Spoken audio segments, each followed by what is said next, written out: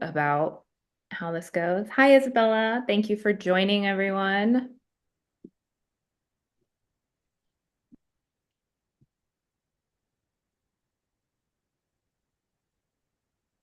About how this goes.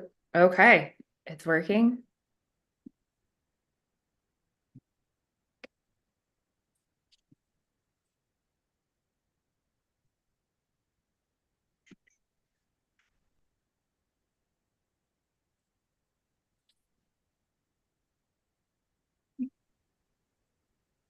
All right, we are going to get this going because we have a very exciting speaker here today for our Dear Neighbor series.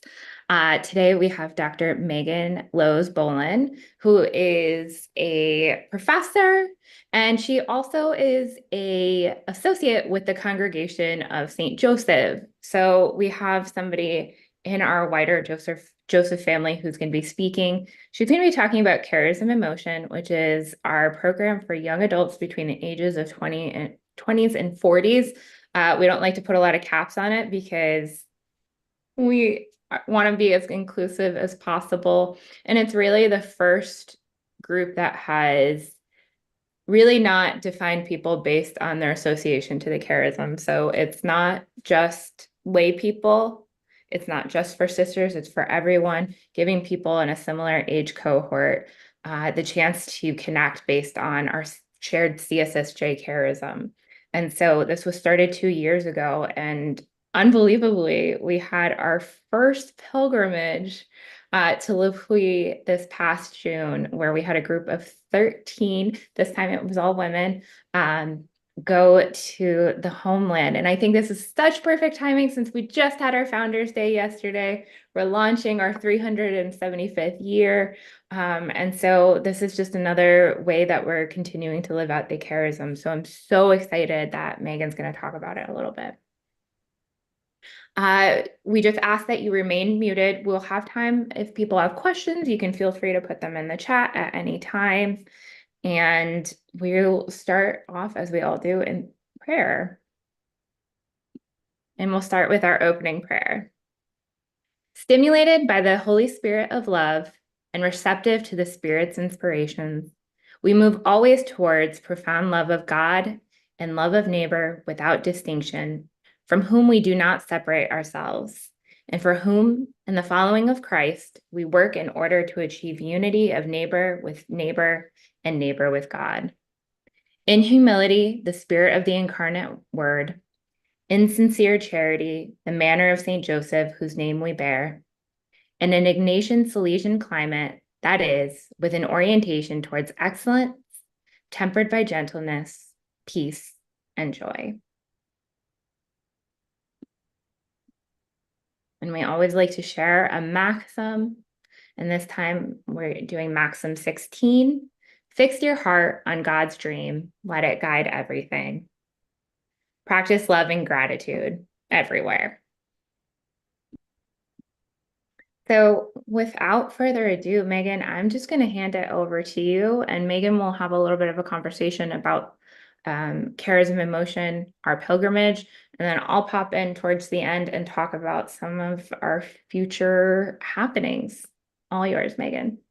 Great. Thank you, Kristen. Well, good morning, good afternoon, good evening, maybe to some of you. It's an honor and joy just to be with you all today. So, as Kristen mentioned, my name is Megan, and I am an associate for the CSJs. I am coming to you live from beautiful Cleveland, Ohio, which, as I say that, it is windy and currently raining. But it's just such a joy to be with you all today. So, as Kristen mentioned, I had the opportunity to be part of the first pilgrimage with Charism in Motion. And so I want to share a little bit about my experience, but also how did I get to this point? So to give a little bit of background about myself. So I'm born and raised in Cleveland, Ohio, went to St. Joseph Academy High School in Cleveland, which is sponsored by the Congregation for the Sisters of St. Joseph of Cleveland. And so that was really my first interaction with the sisters, just this love of the dear neighbor. and just really being one with creation. And that's what really just set my heart on fire. I had been to Catholic school up into my whole life. I've been raised in a Catholic household, but it was really the charisms of the sisters that just lit me on fire. And so a few years ago, I've been out of high school for quite a few years now, but a few years ago, I was going through a discernment period in my life, and I was thinking about what were some areas that brought me joy in my life. And that was going to high school at St. Joseph Academy, and not just with being a high school student, but rather being and living in the charisms of the sisters, and learning just to grow more and live them out in my faith. And so one thing led to another. I had discerned to become an associate, which I became August of last year. And then as I was trying to figure out, all right, Lord, you brought me here. What do you want me to do next?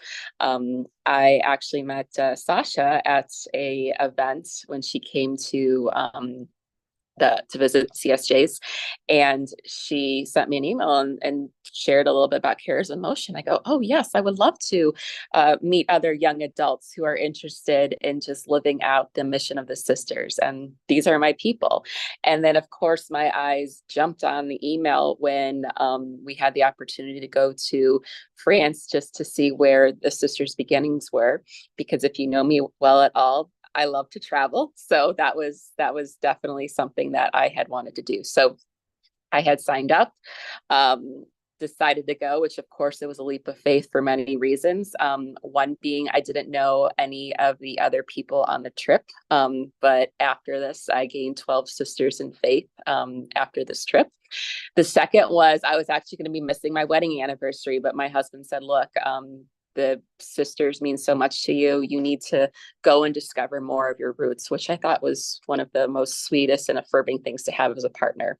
So I went. And so this picture is on the screen here is the group of us that are actually in the kitchen that the 6 foundresses would spend time in, and just gathered around the fire, share their meals, but also just with just making lace around the fire as well. And so just really walking this journey with the women throughout the week. The 13 of us was just really such a gift. As I mentioned, I entered not knowing a single person, but left with 12 sisters of faith. And it was just beautiful how we would spend literally hours each night just gathered together and pray and reflect upon what were some of our takeaways from the experience, but also just what stood out to us. And so, Kristen, if you go to the next slide, this is what our prayer table looked like. And when we started off our pilgrimage, we were invited to write down the names of people that had supported us in our journey, had been praying for us, or we were going to be praying for them. And so we gathered around this table each evening just to reflect on just those intentions and remember that those people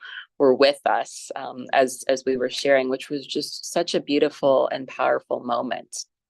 And so there's a few images that I want to share with you too, just from this trip. And so if you go to the next slide, Kristen. So this is an overview of Le Puy. And so Le Puy, of course, is the city where the sisters all started, where they would walk around the streets and they would just encounter those that were homeless, or encounter those that were in need, and they would go and serve with just serve them and just do whatever that they had needed to do, but also just bring them Christ as well as they were serving. And so there's a lot of different pictures, of course, that I could have pulled from this, but I pulled this one in particular because this was taken on the top of one of the hills of the city, and just looking around and imagining of just what was this like 375 years ago when the congregation started, but then with having the opportunity to walk among the streets and see some of the same buildings and some of the same places of worship, and even just visiting the original kitchen was just so powerful in the sense of, wow, this is where the foundation of this community began. And what I can easily say is it was very overwhelming. It was so overwhelming to think about how this is where the congregation started. But what also moved me personally was I had mentioned that I went to a CSJ affiliated high school, and how that made such a huge difference in my life with receiving a Catholic education, with being in an all female environment, with learning about the charisms, and how that really just set the tone for where I ended up going and discerning in my life. I studied business in college, but then ended up working in the Catholic Diocese of Cleveland for the last 10 years. As Kristen mentioned, I'm a college professor. And so just wanting to grow more in just learning about the world, but also just teaching students how to serve the dear neighbor. I teach a global leadership course each semester at my university. And so one of the things that I teach about is just not just about the world and how to be a leader, but how do we serve people? So bringing in some of that, also Ignatian charism of cara personalis, how do we care for the entire person? Which was just very, very powerful. So Kristen, if you can go to the next slide then. So this is of course a close-up of just the kitchen itself. And so really it was just such holy ground to just still just take some quiet time and just really take in this is where the conversations began. Did the women, the 6 foundresses who started it, I mean, they were all from different backgrounds. Did they know what God had in store for them? Did they know the difference that they were going to have, where you have so many people, both sisters as well as associates and just other companions on the journey who are just continuing to make a difference and serve others in the world, which is just a lot to take in. But some other things that I want to highlight too, just from our journey, was we were able to visit the gravesite and the home of St. John Fombot, who was responsible for bringing the sisters to the United States, and even visiting her gravesite, which I recognize I did not bring a picture today, but that was just so powerful in the sense of just feeling this connection of here's a woman who was able to work and be innovative and work tirelessly to just help create a change that would impact so many other people's lives over hundreds of years. Again, we do not always realize how God is calling us to serve and to make a difference, but it's just so very overwhelming. And just really grateful for this opportunity, because I feel like Kristen and I were just there in June along with 11 other women. And I feel like I'm still unpacking it it was just such an overwhelming positive experience of just coming to the roots. But also it left me walking away with so many questions and reflections on what was going through the 6 women's heads, the foundresses, because you had women that were older, that were younger, but also it shows how as a universal church, we are all called to serve and build up the kingdom. It doesn't matter our age or even our gender or who we identify as. We are all called to be part of a greater picture of things. For me personally, again, the Holy Spirit brings us appropriate parts of our life, but I was just continuously reflecting on just Mother St. John Fombot, as well as the 6 foundresses, and just really the heroism that they had with just what were some of the challenges that they faced, besides just trying to get funding, but also just with trying to help others. And at the time, I was going through a period in my life where I was really struggling with my own self-identity and just how is God calling me to build up the kingdom and to serve and use my gifts and talents. And just this retreat and pilgrimage was just so beautiful in the sense of, if the women 375 years ago could do it, I can do it well.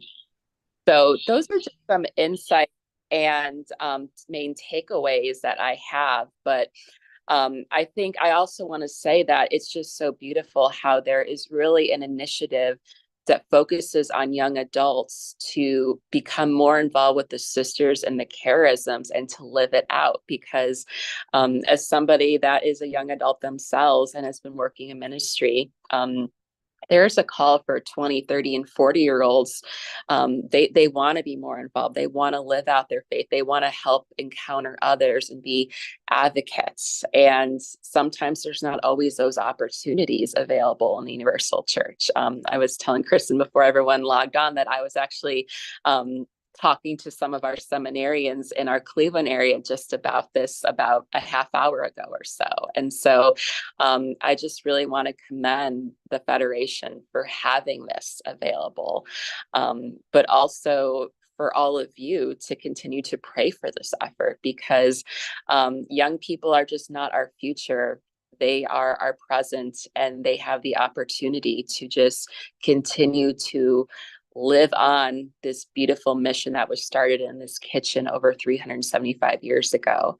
And so whatever prayers, whatever resources, whatever graces that we can give to help continue to plant those seeds of yearning and wanting young people having that desire to become more involved with the CSJs as a whole, I think is very beautiful. So I'm a talker. I'm a college professor by trade, so I can talk for hours, but I want to take a pause because if anyone has specific questions or comments, I would love to just open that up as well too, with Kristen's permission, of course.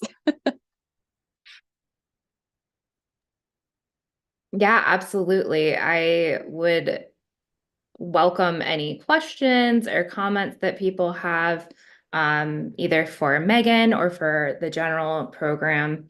I see some familiar faces on this call who have been big, longtime supporters. Some of our folks here have been spiritual directors for our group, which hold that in the back of your mind because we're going to come back to that in a little bit.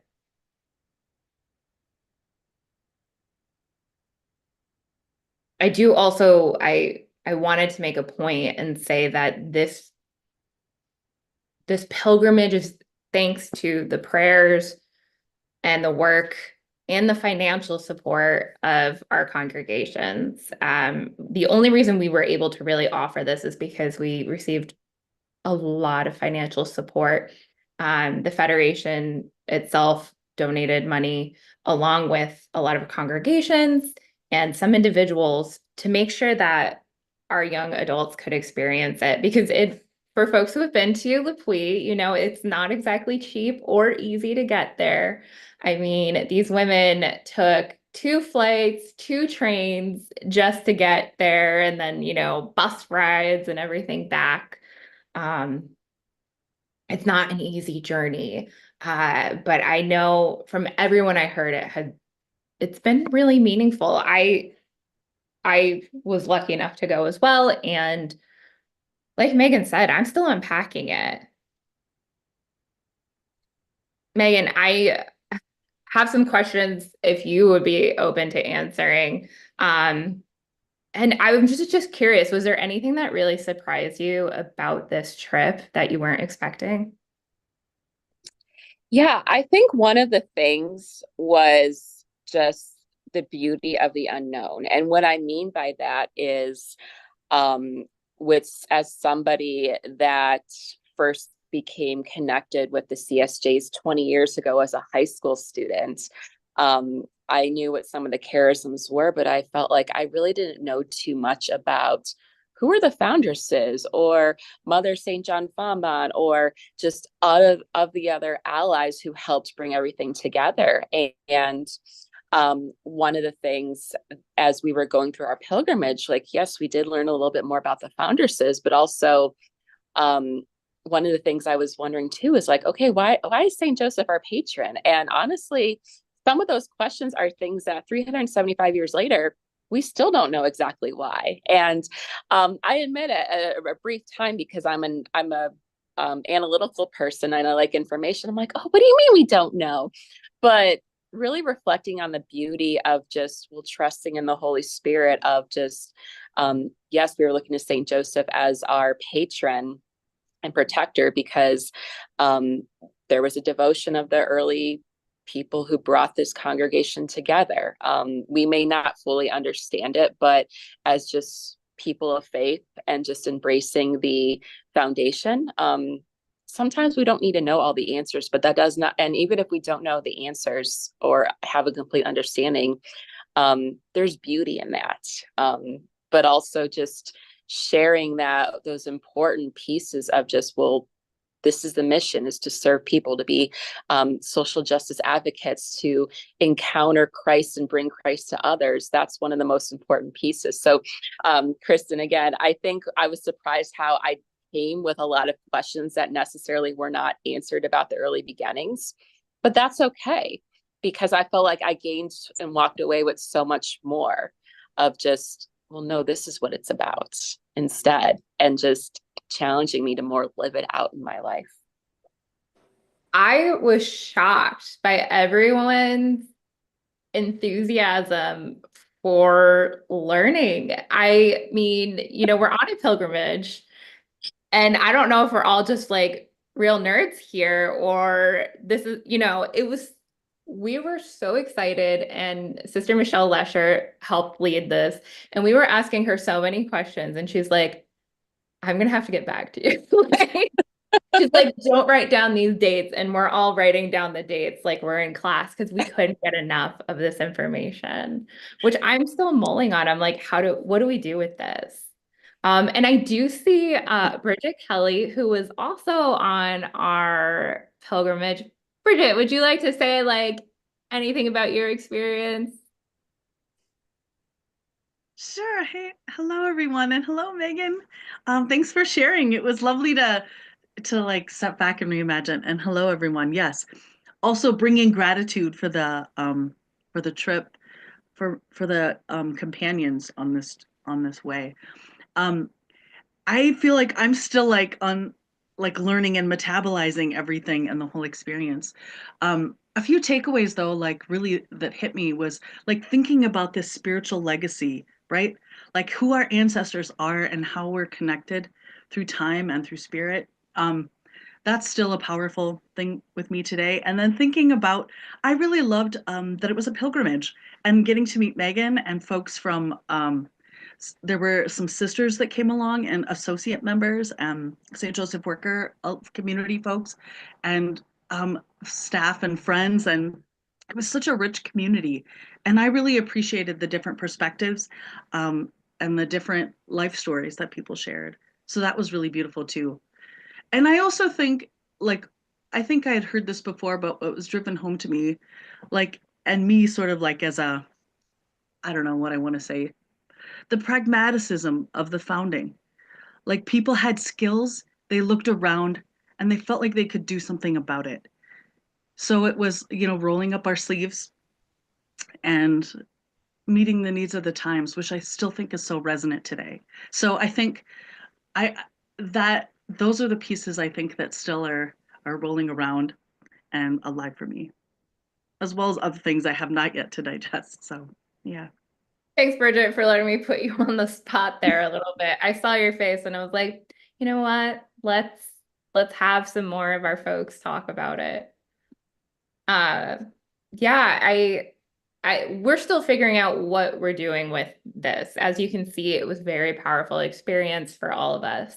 And one of the things that came out of this was a desire for more spiritual accompaniment. And so what we're starting this fall is a Charism in Motion spiritual accompaniment, spiritual direction program. I know both terms are used. We're kind of using them interchangeably from the spiritual directors I've heard from. They're starting to move into accompaniment as a term, but we're kind of holding both lines right now. So for one more week, we're asking any folks who would be interested in taking directees. So we're looking for people who are trained spiritual directors or spiritual accompaniment-ers to consider serving our community. And what that looks like is probably like a monthly commitment of meeting with one or more people. And we're going to do it on a sliding scale because we do know one of the barriers and challenges is obviously money, especially with our younger folks. We have a lot of people who are coming from the St. Joseph Worker Program who might have just finished it. And for those of you who don't know, we get $100 a month stipend. So not a lot of money coming out straight out of the program there. But for those who are older and maybe more established can pay a little bit more on a sliding scale. We will also be offering a set amount of scholarships for people who even that is not enough. We also know there's just a lot of barriers of just getting connected to spiritual directors. Like, who is a spiritual director? Who can offer the kind of care that this person needs? What is spiritual direction? So all of those things are questions that we're going to try to answer and overcome. We are the Charism in Motion family is not a strictly Catholic family, maybe not even a strictly Christian family. So we're asking for folks who have training in maybe the wider Christian community, to consider people who come from diverse backgrounds, maybe identify as a person of color or come from the LGBTQ community. We do have a lot of our folks in the Charism in Motion community that identify in that family, or people who have familiarity working with those folks. In the future, for our directors, we're going to have like a meeting with them, kind of a set of standards. And we're gonna have like a training per se of just, going over some of what it looks like to be in digital ministry. So serving one another through spiritual direction on Zoom, and also working with our trans and non-binary community, because we do have some folks who identify. I think a lot of folks here and a lot of spiritual directors are very comfortable with all folks, but also making sure that some of those communities that are unique have that special training. So I'm going to drop the link here that folks, if you're interested, I'm looking to close this next Monday, though that's kind of a rolling basis. If you have any questions, you can feel free to ask them now, or you can email me at any time. We're going to start getting, we already have a very robust group of people who are looking to be spiritual directors. And so our next step is getting the directees. And so we'll be moving on that this fall.